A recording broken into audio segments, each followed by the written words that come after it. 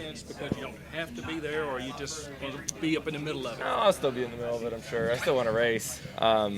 We still want to get what we can out of the day, but outside of that, you don't want to make enemies either, right? But if we have a fast car and we can go win the race, let's go win the race. Like, why not? So Christopher said this is a track where you can't fake it. You're either good or you're not. So as someone who's won here before, what is that biggest factor that keeps you competitive here, other than obviously, track position with the new car?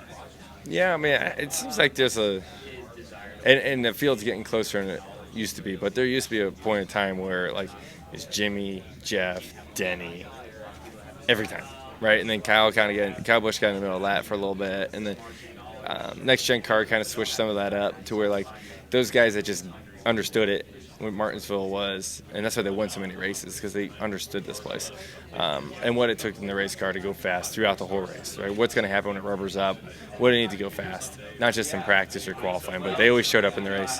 And it's still a little bit like that, but it seems like that gap is closed up a lot, which is just competition, right? You only can retain an advantage for so long, but it seems like now there's still probably a handful of drivers that I can name off that will be strong, but you can sprinkle in a few others that'll be right there for sure. Mm-hmm. Did you watch the truck race last night? I watched bits and pieces of it. I had my hands full with my kids, to be honest with you. Parts of it. What did you think of it? Pretty aggressive. I've heard plenty about it. I heard plenty about it, but don't know enough to speak on it.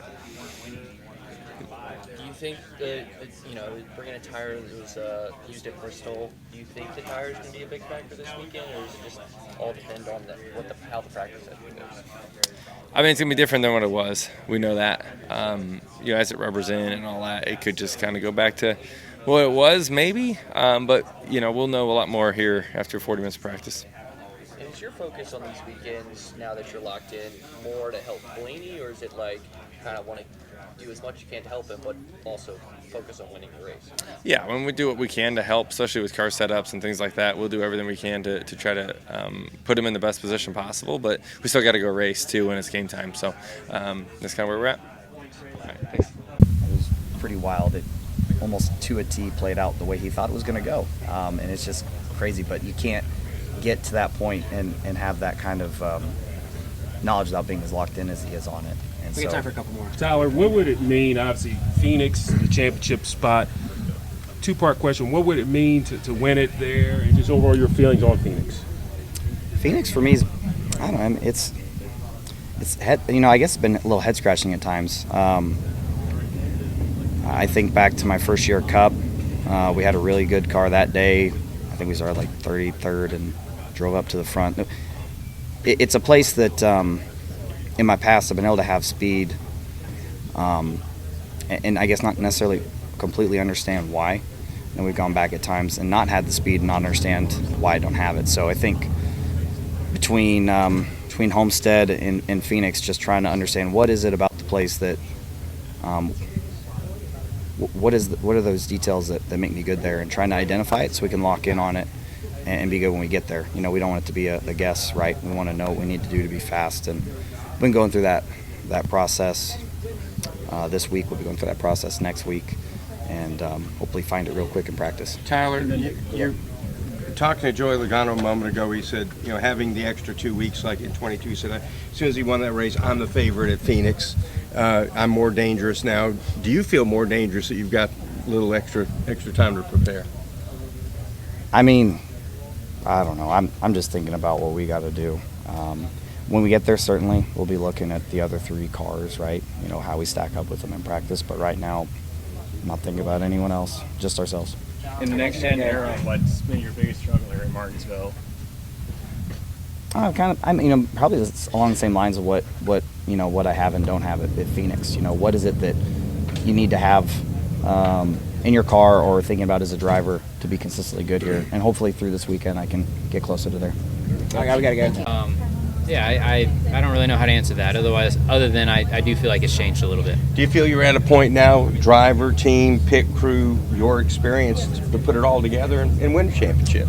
I absolutely do, and I'll sit here and tell you that I feel like we have the team components to do it, but I understand that nothing is guaranteed, and just because we make the Final Four doesn't mean we're going to win the Final Four. Just because we're leading the race at Phoenix doesn't mean that you're going to win the championship. You know, this sport can be very humbling at times, and it's never over until it's over.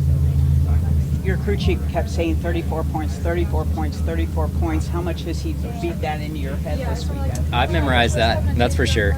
But, you know, it's just 34 points is hard to get at Martinsville, and you're going to have to be really, really good and really, really competitive to get that many points. So we got a big day ahead of us, and, you know, we're going to have to be competitive and strong to get that many points. One of your challenges here has been qualifying. What have you worked on this weekend to try to get the most you can out of today?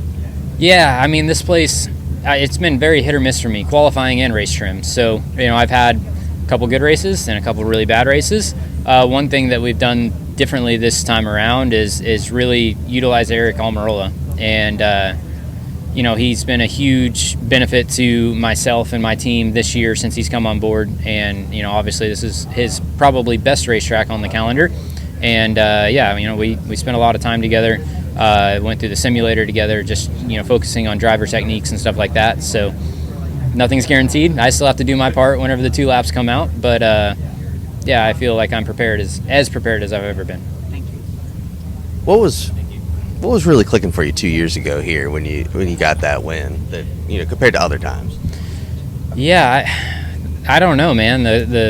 Our car was just super strong, and we had just come off of the tire test in August of 2022, and I remember it was a struggle at the tire test, and we came back with a different setup, and the thing just rolled the corner really good, had a lot of forward drive off, and, you know, I was able to drive that car properly around the racetrack. So,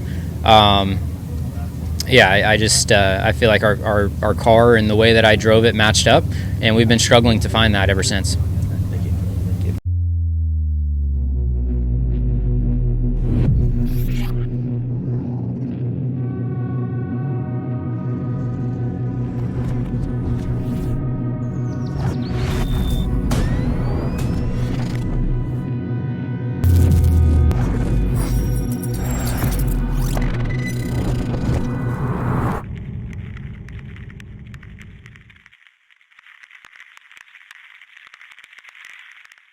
Jared Haas with Frontstretch.com. Come back soon for more great racing videos.